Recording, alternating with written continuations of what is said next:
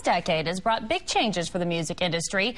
Digital downloads give music fans the option to buy songs individually instead of buying the entire album. But as Mark Barger shows us in tonight's segment 2, it's now having a ripple effect on the entire industry.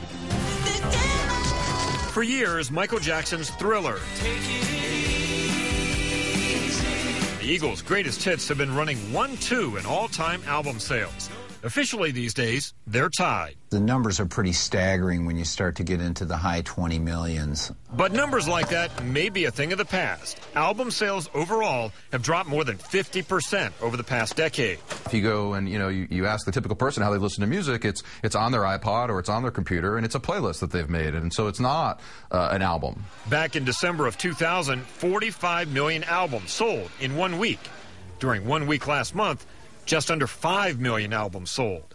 Billboard magazine reports that's the lowest figure in at least 16 years, and possibly ever.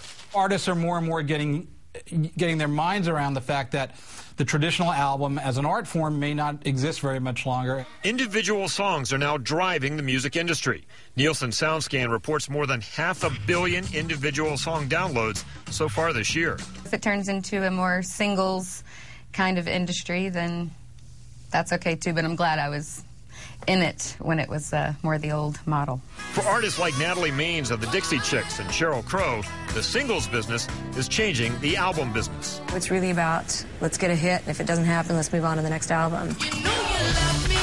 In the case of pop sensation Justin Bieber, that meant less than 6 months between his 2 chart-topping albums, but each one had fewer songs than usual. Part of this is because retailers like Walmart don't want to sell music for anything more than $10 a pop. But even at that price, albums are proving to be a pop fewer and fewer consumers are willing to make.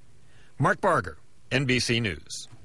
According to Nielsen SoundScan, sales of vinyl albums and CDs were down 8.5%.